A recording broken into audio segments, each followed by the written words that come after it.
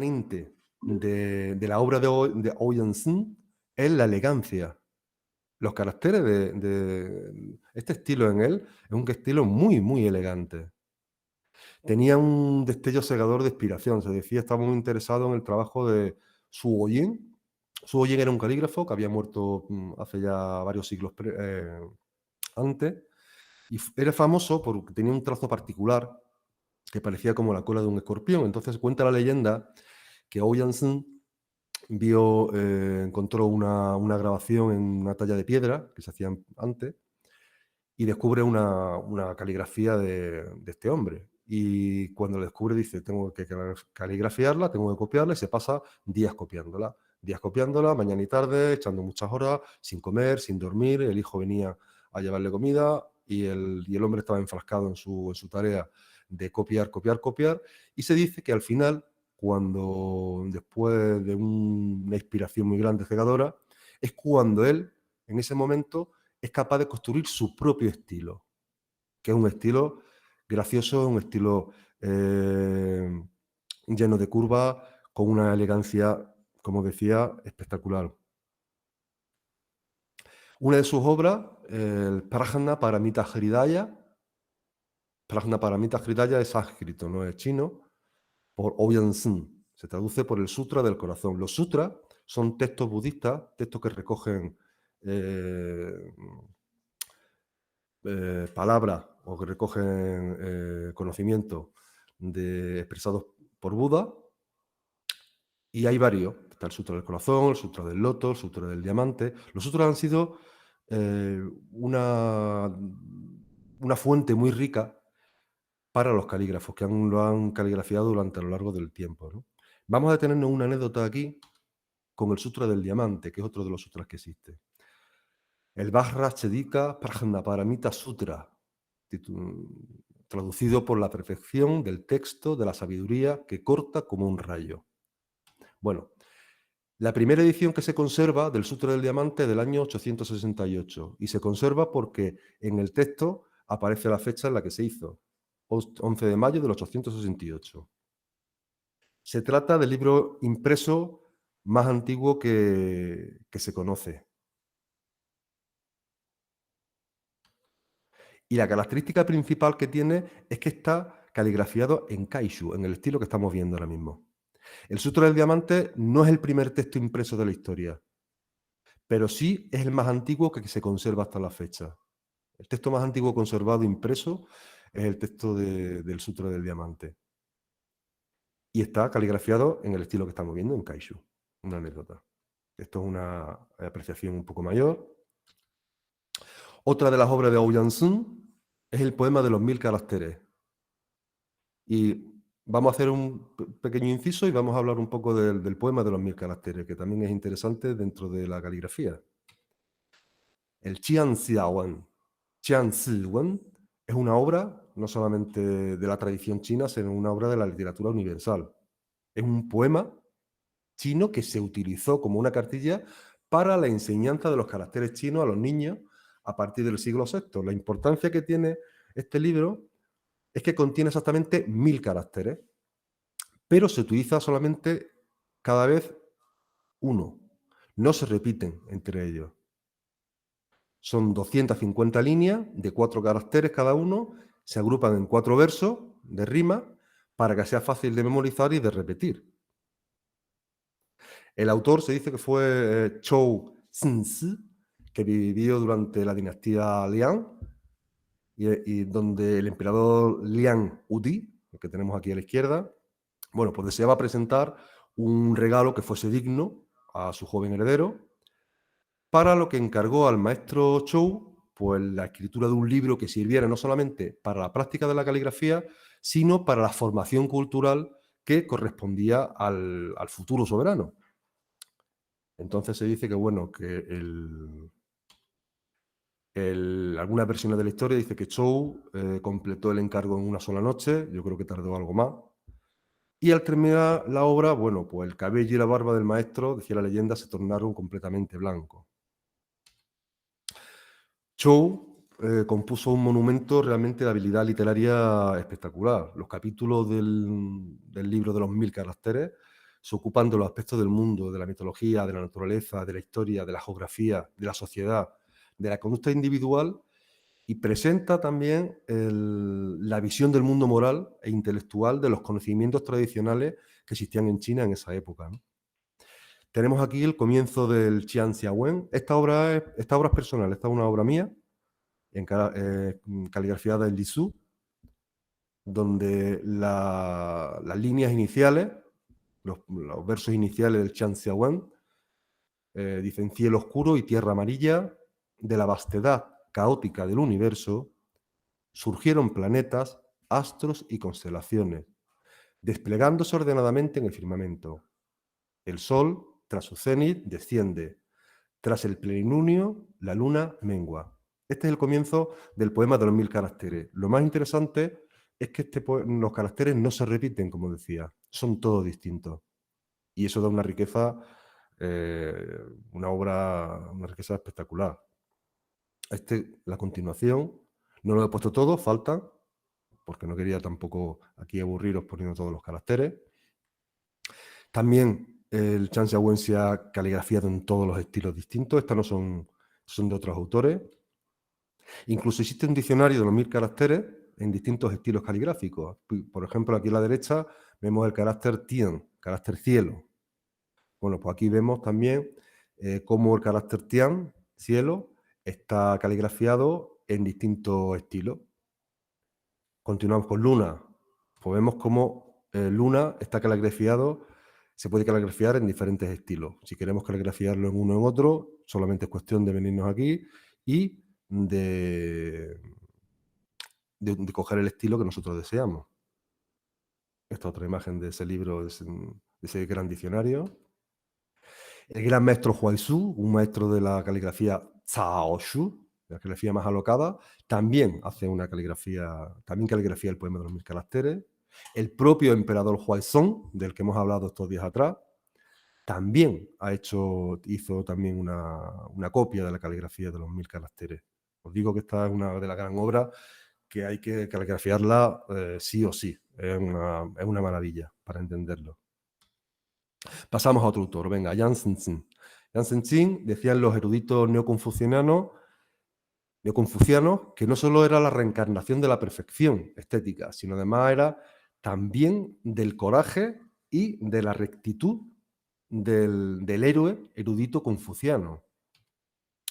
Lo que se caracteriza de la obra de este hombre es la severidad y la austeridad. Este hombre, Yang Zhenxin, fue un modelo de integridad para los intelectuales chinos, murió como un héroe a los 80 años luchando contra las fuerzas rebeldes locales para salvaguardar la estabilidad y la unidad del imperio. Por eso el reconocimiento como héroe. La imagen es severa, es contundente de sus trazos. Su robusto estilo caligráfico denota poder. Sus ideogramas de estructura cuadrangular, se situaban todos en ese cuadrado que decíamos, muestran una clara articulación entre sus trazos. Los trazos son robustos, pero tienen una pequeña modulación, que realmente no va a modificar el carácter austero que tienen sus pinceladas. Aquí vemos una ampliación de ese carácter. El resultado, una imagen severa, contundente, desprovista de adorno, con un espacio muy ajustado entre los caracteres entre sí. Un carácter, yo creo que bastante monolítico, reflejo de su época también y del momento en que vive. Liu Gongchuan, un famoso calígrafo de la dinastía Tang. Este hombre, a la edad de 29 años, si no me equivoco, pasó el examen imperial y empezó a trabajar para el gobierno local como funcionario. Cuando tenía 40 años más o menos, su caligrafía va a atraer la atención del emperador y muy pronto lo convoca a la capital para que sirva en la corte. Este hombre pasará por 7 emperadores. Aconsejará a 7 emperadores y serviría con gran arte en su reino. Se destaca por la fuerza, la gracia y sobre todo una estructura impecable de su caligrafía. Sirve a 7 emperadores, que así estos emperadores además supieron apreciar la caligrafía y sus consejos honestos. No solamente hombre caligrafiaba, sino realmente era un gran consejero Él decía que el pincel refleja el corazón y si el corazón es recto, el pincel también lo será. Decía una leyenda que se encontró una vez con el emperador, con uno de su corte, y decía, mira, fíjate cómo soy, que llevo una ropa rota, un vestido viejo. Fíjate que como siendo un emperador puedo llevarme un vestido viejo y no pasa nada, ¿no? Entonces le dice este calígrafo, Su Majestad, ser emperador es realmente para gobernar el imperio y cuidar de su pueblo. Lo más importante es la selección de las personas virtuosas y con talento para servir al imperio, despedir a los no justos e incompetentes, tomar un buen consejo y establecer un sistema justo y eficiente. Estas medidas conducen a una sociedad civilizada y a una nación próspera. Comparado con llevar un vestido viejo, no es más que un asunto trivial. El emperador, bueno, acoge con de beneplácito la sinceridad con que este hombre le arremete contra él y lo ensalza dentro de su corte y sigue trabajando allí, ¿no?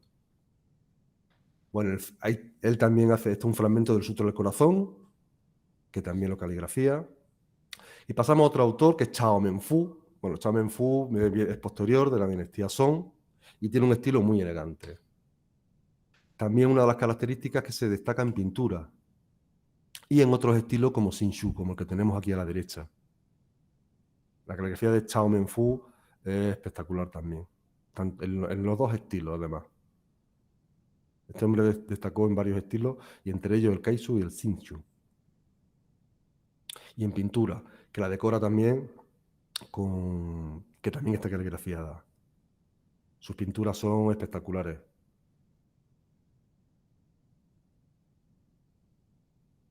Él decía que lo realicé intentando evitar cualquier trazo que se asemejara a los estilos de la dinastía y tiene una afirmación de necesidad de crear un estilo propio, marcado no solamente por la forma, sino también por el uso del color y también por los espacios, por la composición de la composición de los elementos que conformaban la obra uno detrás de otro. Tenía una peculiaridad muy concreta. Un día hablando de pintura podemos también hablar de ella. Se casó además con Wang Taosheng, que fue una poeta y pintora y una gran calígrafa. Otro día podemos hacer un monográfico entero solamente de las mujeres calígrafas, que tienen realmente un trabajo espectacular. Y hay para dar una hora entera de trabajo de mujeres calígrafas que tienen una historia muy bonita, muy interesante. Entre ellas una emperadora que reinó la dinastía Tang, la única. Otro estilo muy rápido, Lin Feijing. Aquí vemos delicadeza, refinamiento. No tiene nada que ver con esa brusquedad, con esos caracteres monolíticos que decíamos antes, ¿no? Los trazos son modulados y no tienen ninguna rigidez, a diferencia de que los otros que hemos estado viendo en el mismo estilo. Huaizong, que ya lo hemos visto, fragilidad y elegancia como rasgos característicos, ¿no? Se asocia el aspecto quebradizo de sus trazos con la fragilidad de su propio maltrecho imperio. Una arquitectura caligráfica de cristal, casi transparente en la delgadez de sus trazos, pero a su vez resuelta y elegante en el vigor concentrado del trabajo del pincel. Una nobleza preciosista de sus pinceladas con un aspecto caprichoso y casi artificioso, donde hay elementos que lo determinan. Por ejemplo, este gancho que se ve de aquí, los ganchos de finales, son muy característicos de Huaizong y sigue caligrafiando en estilo Kaishu. Pasamos de estilo, vamos a ir bastante más rapidito, con Zhao Shu. Zhao Shu. Este estilo se desarrolla al mismo tiempo que el estilo regular y rápidamente y de forma progresiva se va haciendo mucho más ligero. Los estilos, desde la dinastía Han, en el siglo III hasta el siglo VII, van a convivir juntos, se van a desarrollar juntos. Uno no van detrás de otro, generalmente conviven en su proceso de desarrollo. En este estilo no se respeta el tamaño para cada carácter, que se va modificando. Se van uniendo los caracteres, se van uniendo las columnas y lo que va creando es una danza permanente, una danza continua. Los caracteres adquieren una forma redondeada, carecen de ángulos, se asemejan a esa hierba agitada por el viento. Es la interpretación más libre de los caracteres que integran la pintura. Esto es una frase también de Paloma Fadón, que os comentaba que había sido o es una de mis grandes maestras de caligrafía, que decía ayer que os aconsejo sus libros, Paloma Fadón, y porque tiene varios escritos sobre caligrafía, sobre pintura, incluso caligrafía japonesa, no solamente china. Y son todos ellos muy interesantes. Vamos a ver dos obras, dos autores simplemente, y a la misma vez. Vamos a ver las obras de Changshu y el monje Huaizi, llamado por sobrenombre el Loco Shan y el Beodo Su. Este sobrenombre denota el hecho de que frecuentemente, además, ambos artistas se encontraban inmersos en un estado febril, muchos de ellos producto de las bebidas alcohólicas. Zhang Su era conocido como uno de los 8 inmortales de la copa de vino. Era un grupo de estudiosos de la dinastía Tang que eran conocidos por su amor a las bebidas alcohólicas. Es el creador del estilo de la cursiva loca, llamado cursiva loca. Decía que incluso utilizaba su propio pelo para hacer caligrafía. Su efecto sobre la actividad consciente liberaba y recuperaba lo irracional, alcanzaba un momento de sinceridad. Las creaciones se operaban dentro de un éxtasis, los gestos se convertían en auténticos. La escritura cursiva decía que revelaba realmente el verdadero yo en toda su totalidad. Era contemporáneo de la señora Gongsun. Si hubiese una fotografía de esa época sería esta mujer, ¿no? Bueno, pues se dice que él aprende, o la esencia de su escritura cursiva la realiza mediante la observación de su método de lucha con la espada. También lo podemos verlo con la danza. Esto es un trabajo rurubu, una técnica mixta de una mezcla de un fotógrafo y un artista calígrafo, en el que a través de la danza, o la danza caligrafía, o la caligrafía de la danza. Hay mucha inspiración, hay muchos elementos inspiradores que han servido a los calígrafos para sus obras. Este fue la espada. También se destacó en la escritura regular, no solamente que hacía escritura loca, de hierba loca. Y aquí tiene su caligrafía, tiene mucha diversidad y tiene 3 propiedades. Una, eran salvajes. Él solía imprimir en sus obras caligráficas un barrido, este barrido que se ve aquí grande a la izquierda. Al leer su obra se puede sentir el impulso. Sus trazos y su caligrafía eran extrañas, siempre variadas, eran muy impredecibles en sus pinceladas, y las estructuras de los caracteres son insondables. Podía hacer cualquier cosa. Y la tercera característica es que eran formidables realmente. Él cogía cualquier trazo, y esto estamos hablando de un carácter en el que abstrae los propios trazos para desarrollarlos de una manera particular y personal en un momento dado. Y el otro autor es el monje Huaizu. Monje Huaizu es el monje más calígrafo el monje calígrafo más célebre de la historia. Y en su obra muestra la inmaterialidad de sus trazos y se realza el potencial vacío que existe en el papel. Esto del potencial vacío no es un concepto que no lo hemos hablado, no nos va a dar tiempo sobre el vacío. Lo único decir que en el vacío en un papel en blanco encontramos toda la potencialidad del mundo. Ahí está el Guernica de Picasso, están las Meninas, está todo lo que podamos imaginar, está en un vacío, en ese espacio en blanco. Lo único que hay que hacer es sacarlo. Pero no vamos a meternos en el concepto del vacío, que lo veremos en otra ocasión. Bueno, utilizaba el pincel, ocultaba la forma al principio, conduciéndola para que quedara redonda y llena, como si se tratase de un surco que deja un palo al escribir en la arena, y sus trazos iban penetrando en la profundidad del papel. Decía, el trazo era como una serpiente que se movía a gran velocidad. Escribía muchas veces letras de banana, letras en hojas de banana. Y el Loco Chan y el Beodo Su eran apasionados, eran sensibles, impulsivos. Reflejaron todos sus sentimientos, sus trabajos. Eran muy diestros en sus trazos, y en su obra brotaban de la pintura sus pinceles en violentas erupciones. Se decía que de estos dos autores, que ambos son considerados inmortales dentro de la historia de la caligrafía. Se decía, un poeta escribió en cierta ocasión, que los escritos del Loco Chang y el Byodo Sun nunca debieran colocarse sobre el agua, no vaya a ser que se conviertan en dragones y escapen. Aquí caligrafiando una hoja de banano.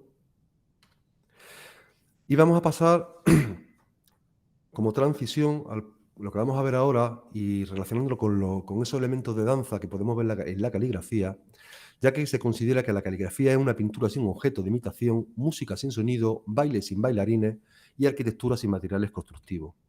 Y vamos a ver un poquito el trabajo de Lin Huaimin. Lin Huaimin, después de estudiar las obras maestras de caligrafía, descubre que a pesar de las diferencias de los estilos que podíamos encontrar, todos los trabajos del pincel comparten un elemento común, que es la energía enfocada con la que los calígrafos bailaban durante la escritura. Entonces ella tiene una compañía que es la Cloudgate y les pide a sus bailarines que improvisen al enfrentarse a imágenes ampliadas de caligrafía, para que ellos absorban la energía de esas pinceladas y imiten esa ruta lineal del pincel con su tinta y desarrollen un trabajo. Crean un proyecto que se llama Cursive, que es el que vamos a ver ahora. Un segundo, unos poquitos. Están imitando el pincel, cómo se mueve el pincel, cómo recoge tinta, cómo para y cómo va generando forma diversa. Por supuesto que estos estilos Zhao Shu, donde hay lentitud, hay rapidez, hay paro y hay mucho movimiento, donde convive la lentitud y el movimiento.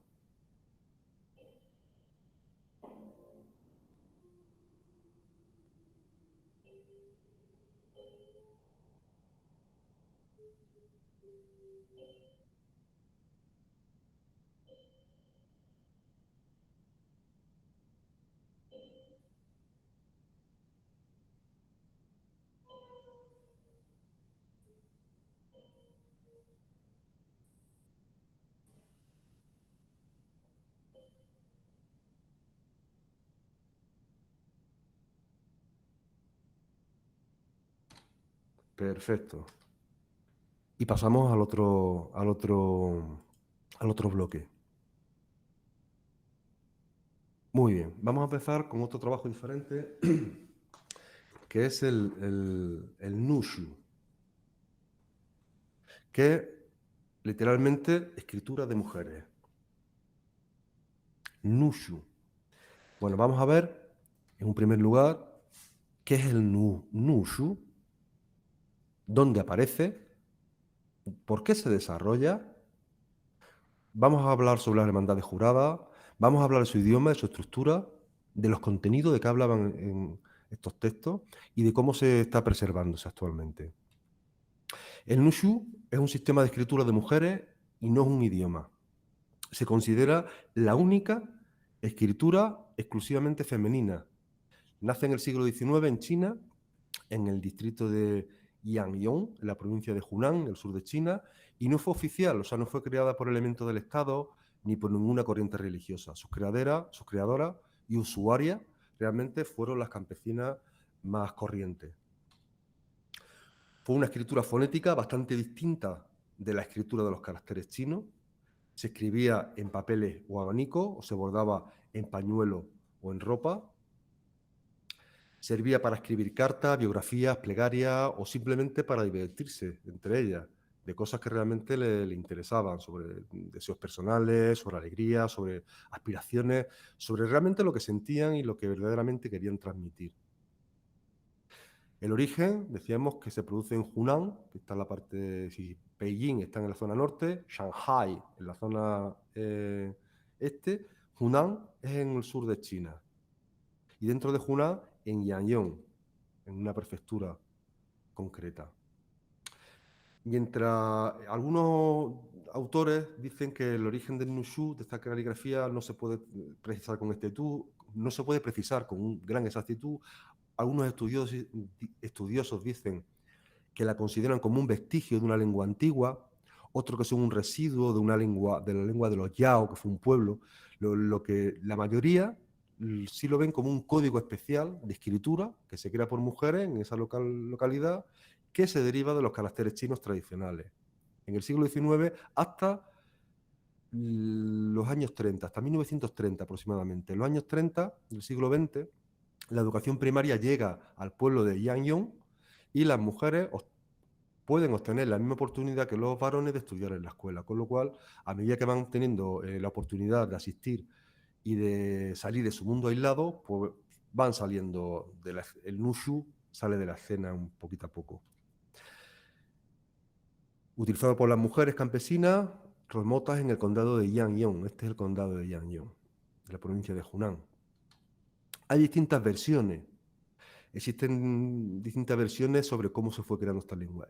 Realmente, en la leyenda todas tienen algo en común. Una joven aislada que necesita de expresarse. La leyenda relata que la lengua fue inventada por una de las concubinas del emperador, de nombre Hu Uzn, y se dice que, bueno, que esta concubina fue seleccionada por su inteligencia y escribía a las mujeres de su casa natal con un código que se hace secreto, que se inventó para expresar su soledad y su sufrimiento. Trasladada de su aldea natal, se encontró a sí misma sola en el palacio. Extrañaba mucho su casa, pero tenía miedo de la vergüenza que caería sobre el emperador si ella escribía a su familia acerca de la desolación que sentía. Bordaba telas expresando sus sentimientos y las enviaba a sus hermanas. ¿Por qué se desarrolla el Nushu? Bueno, Nu significa mujer y Shu, caligrafía, por eso es Nushu, caligrafía de mujer. Se desarrolla por dos cuestiones principales, una el sistema opresivo y otro la incomunicación. Sistema opresivo. Vamos a verlo poco a poco, ¿no? Durante siglos las mujeres chinas realmente estaban excluidas del mundo público, no se les permitía las actividades sociales, ni estudiar en la escuela oficial, ni tan siquiera muchas veces salir de casa. Les marginaron imponiéndoles un silencio y una subordinación a lo que era la jerarquía masculina. Tenían que mantenerse en las tres obediencias del confucianismo. Eran obediencia al padre cuando era soltera, a su esposo después del matrimonio y a su hijo primogénito cuando quedaba viuda. Y también debían de cumplir las 4 virtudes obligatorias, que eran la moralidad, la discreción al hablar, la modestia y la diligencia. Estas reglas morales realmente van a constituir una severa disciplina que iba a oprimir a la mujer tanto física como mentalmente. Incomunicación. El código del feudalismo realmente impidió el contacto entre mujeres y hombres, ¿no? Ellas vivían en un mundo aislado. El Nushu fue el fruto de esta incomunicación. Sirve, porque ya es que le sirve para comunicarse como consuelo, incluso como diversión. Los hombres no sabían Nushu. Por un lado, estudiaban chino en la escuela, con lo que no tenían necesidad de estudiar otra escritura, y por otro lado, tampoco le interesaban las cosas de mujeres. A veces se dice que es lenguaje secreto. Yo creo que no era tan secreto, porque se grababa en abanico, se grababa en tela. Era común que las mujeres lo tenían. Los hombres creo que no le prestaban atención ninguna, porque no les interesaba, eran cosas de mujeres. Estas mujeres, por eso hacía una falta de objeción masculina. Las mujeres no eligen reivindicar el derecho a estudiar ni pretenden un poder social. Lo que crean es una escritura propia. Una escritura propia como herramienta de comunicación que les permite el derecho a la palabra. Y de esta manera van a conseguir construir un espacio de palabra femenino, libre, en un lugar más allá de esa sociedad androcéntrica que vivían, donde el hombre era el centro de todas las cosas, ¿no? En este espacio, las mujeres van a establecer un código entre ellas, van a intercambiar sentimientos, experiencias particulares y realizan, creo yo, un reconocimiento de la identidad y de la autoridad femenina, transmitiendo libremente su historia y su cultura, sobre todo de su punto de vista. La mayoría de los textos se refieren a aspectos íntimos y cotidianos de la vida, escritos como diario personal o expresión de reflexión, esperanza y miedo. Esa necesidad de autoexpresión viene relacionada con esa necesidad de comunicación de esa mujer aislada. El Nushu, como decía, permite a la mujer expresarse y luchar contra una situación muy concreta de aislamiento. Las mujeres se reunían para bordar, para cantar canciones escritas en Nushu. Por eso en sus composiciones generalmente el Nushu se canta muchas veces. No solamente se lee, sino se canta. Se puede encontrar en papel, en abanico, en ropas, en pañuelos, en cinturones, en muchas expresiones distintas. Cada mujer escribía su biografía en sus manos. Si alguien no sabía caligrafiarla, la hacía otra. Y después de su muerte, la hija escribía incluso la biografía de sus madres. La distribución que tienen las casas también en Yangon anima a que las mujeres se reúnan y se socialicen. Las mujeres, de alguna manera, las casas suelen tener como 2 pisos y las mujeres estaban relegadas al piso de arriba. Las mujeres solteras estaban encerradas en la buhardilla y hacían costura hasta que se casaban prácticamente, vamos. Otro elemento eran los pies de loto.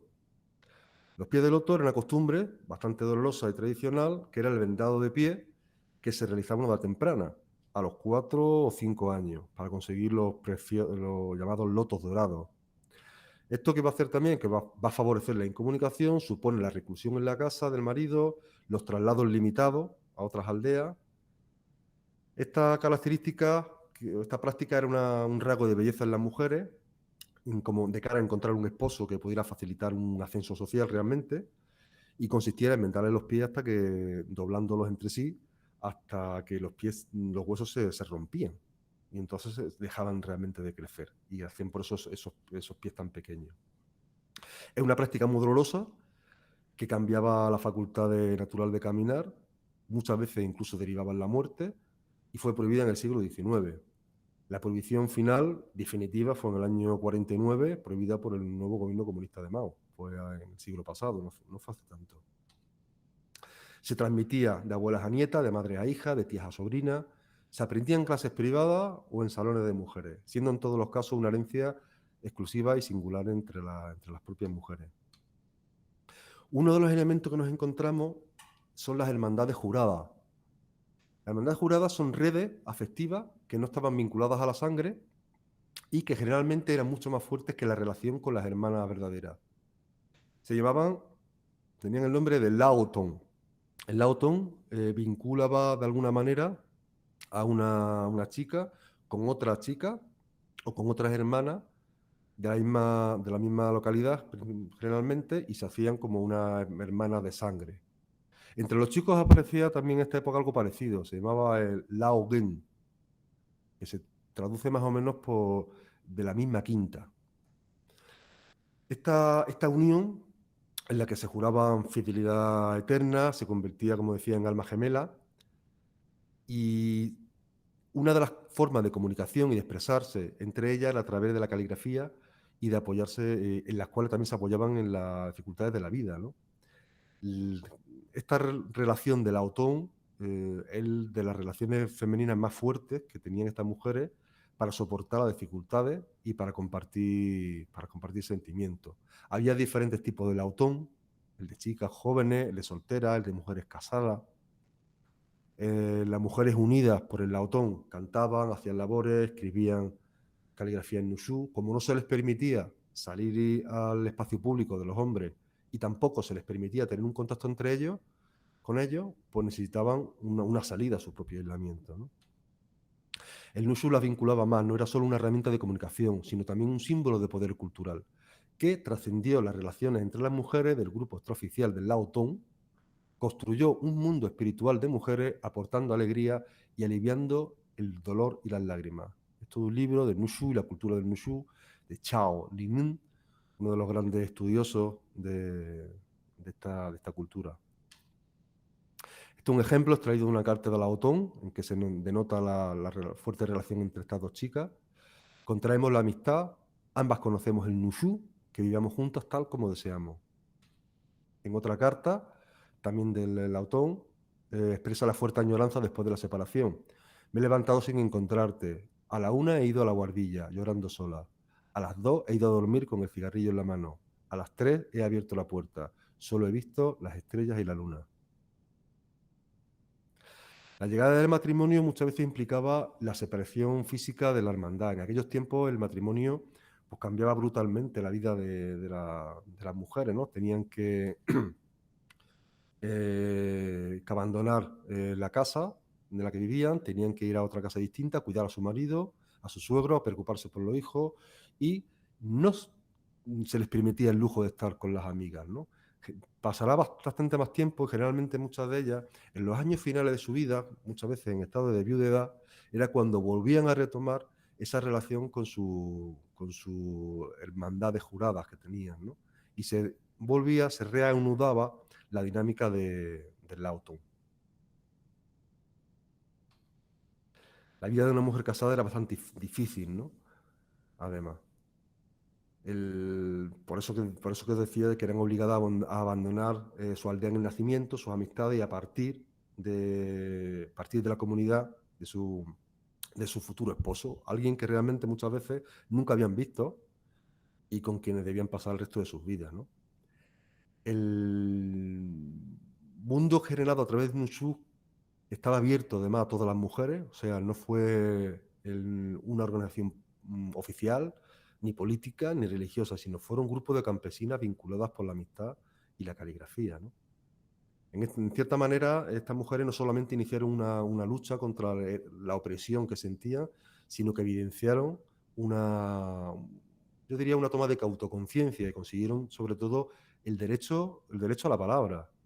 Obtuvieron cierta libertad, la libertad relacional a través del intercambio con las demás, del apoyo mutuo, de contar lo que realmente ellas deseaban y sentían, y sobre todo dando realmente sus propias voces. Un texto en Nushu dice: cerca de un manantial una no tiene sed, cerca de una hermana una no desespera. Una de las características que hacían o de las expresiones, era el San Chao Shu, los libros del tercer día. Estos eran unos libros, después de casarse, al tercer día de casarse, se le daban a la recién casada. Por eso se llaman los libros del tercer día. Y eran libros que, para ayudar de alguna manera al dolor de la separación, que os decía, la madre de la novia, la hermana jurada, escribían este libro, encuadernado en tela, dándole consejos a ella sobre el consejo del matrimonio, sobre cómo encarar la vida que ahora tenían que comenzar, con consejos, con canciones, expresando sentimientos, esperanza, y se expresaban, como decía, 3 días después de la boda, de ahí el nombre de los libros del tercer día. Realmente el Nushu fue una vía de escape del mundo, una codificación de los sentimientos, las emociones que siempre le habían sido vetados a las mujeres de alguna manera. Estos son ejemplos del Nushu. ¿Cómo se estructuraba? Bueno, pues el Nushu tiene una estructura entre 1800 y 2500 caracteres, que cada uno representa una sílaba.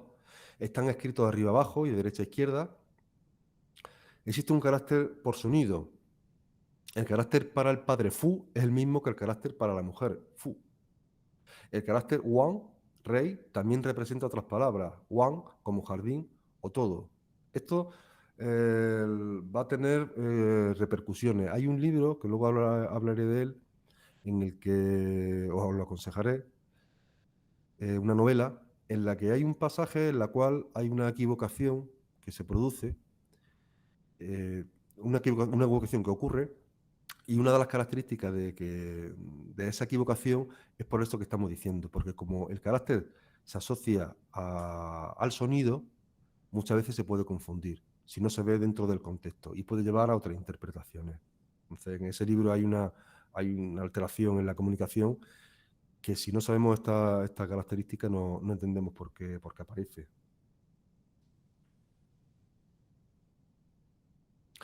Es más fonético que logográfico. Logográficamente, la caligrafía china es más logográfica, se basa más en la imagen pictórica, como decíamos. El Nushu se basa en el sonido. Y es significativo la simplificación de la escritura china. Lo que hacen, simplifican. Esto es un texto en chino y un texto en Nushu.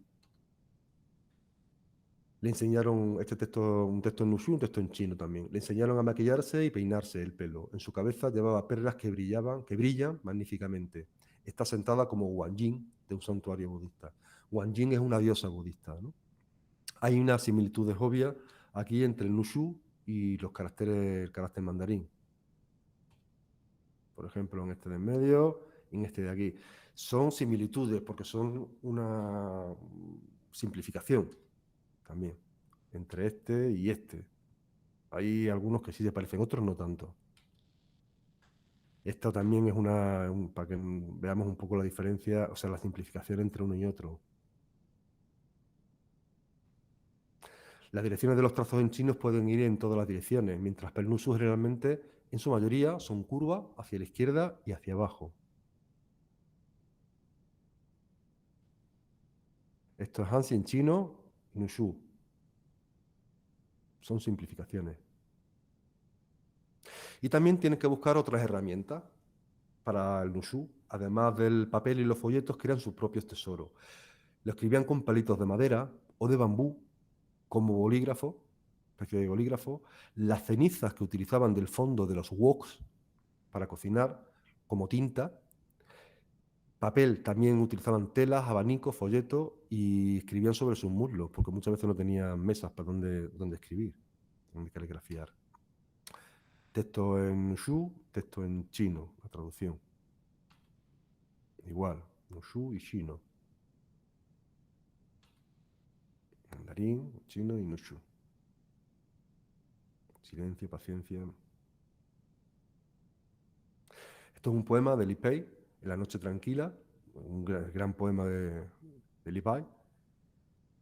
Y aquí vemos la traducción en chino y la traducción en los caracteres en Nushu. ¿De qué hablaban? Pues hablaban de expresiones de expresiones de independencia, de frustración con los hombres, del dolor por la soledad, de la vida matrimonial. El contenido de las obras se inspira realmente en la vida cotidiana de las mujeres, en el matrimonio, en la familia, en las interacciones sociales, en anécdotas, en acertijos, en canciones. Escribían su autobiografía, los cuadernos del tercer día que os he comentado, transcribían canciones folclóricas, traducían poemas antiguos chinos, también como forma de escribir una especie de canciones pastorales que elogiaban la moralidad, la necesidad de ayudar al esposo,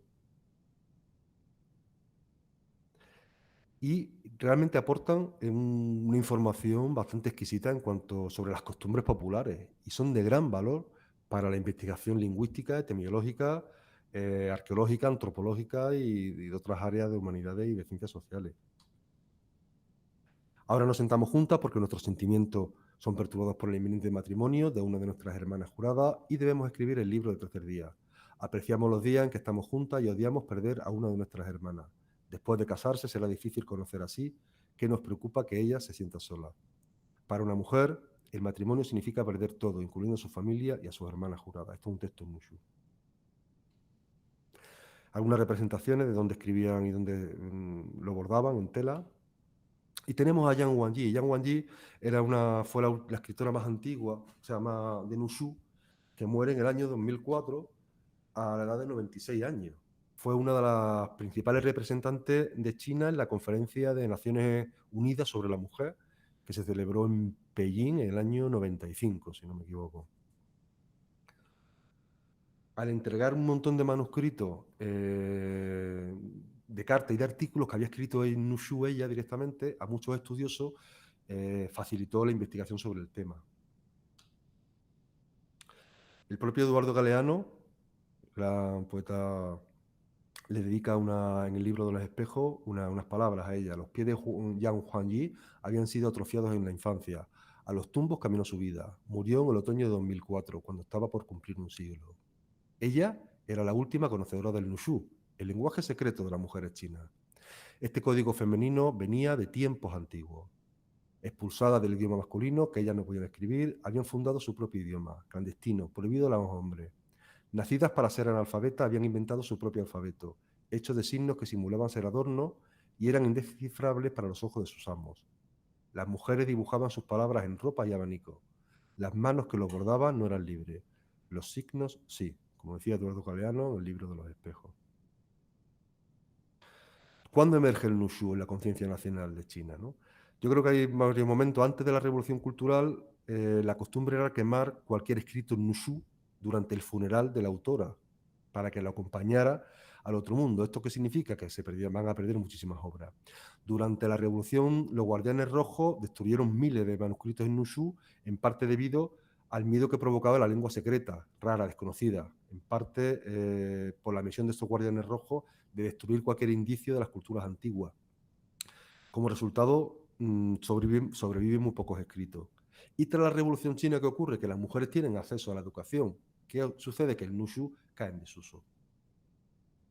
El primer objeto que asevera la existencia del Nushu es una moneda del reino de Taiping, en el siglo XIX, que es una moneda de bronce que está escrita, que tiene una caligrafía en Nushu que dice: todas las mujeres de la tierra son una sola familia. Fue genial encontrarse esta moneda, ¿no? Y el interés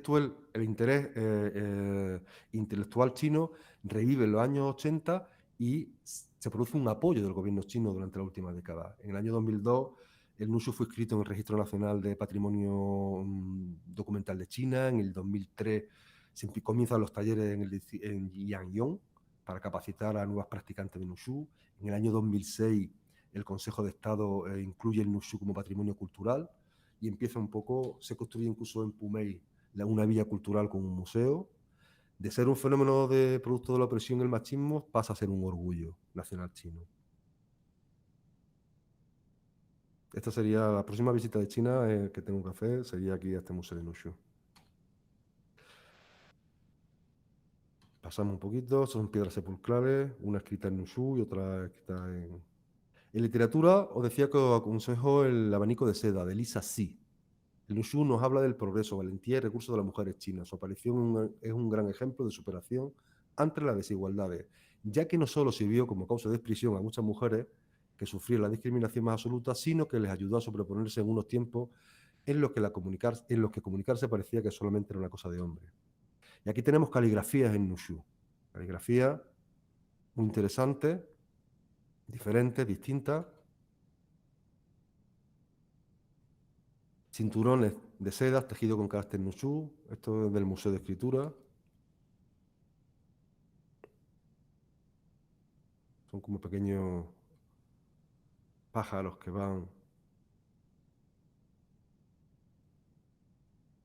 en el aire. Esto vamos ya acabando ya. Esta caligrafía es personal, esta es mía. Las que vienen ahora creo que son algunas mías, de Nushu. Esta también. Estas son traducciones de un proyecto que estaba haciendo ahora, que ya comentaré otro día, de traducciones de poemas de Lorca al Nushu.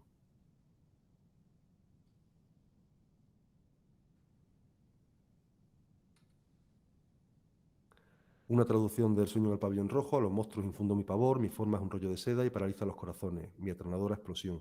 Todos me buscan ansiosos, pero ya no estoy. Un acertijo, que es el cohete, escrito en Kaishu y en Nushu. La balada del agua del mar de García Lorca, que os decía, escrito en Kaishu y escrito en Nushu, caligrafiado en Nushu. Un poema del Sueño del Pabellón Rojo: el día 15 de la luna llena baña con luz pura la balaustrada de Jade. Cuando surca los cielos, su luminosa esfera alzan su mirada a los hombres de la tierra. Escrito en Elisú, en Suanshu y en Nushu, los tres estilos. Otra caligrafía. Y nos despedimos un minuto más, nos pasamos, con una pequeña sinfonía, un fragmento de una sinfonía que se hizo para el Nushu, por Tandun. Decía que el secreto de la inmortalidad reside en el esfuerzo por preservar las tradiciones culturales en peligro y legarlas a la posteridad.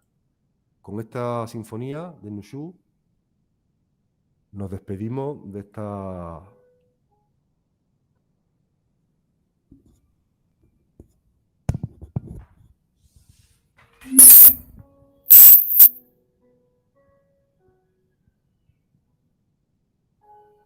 Dura un minuto.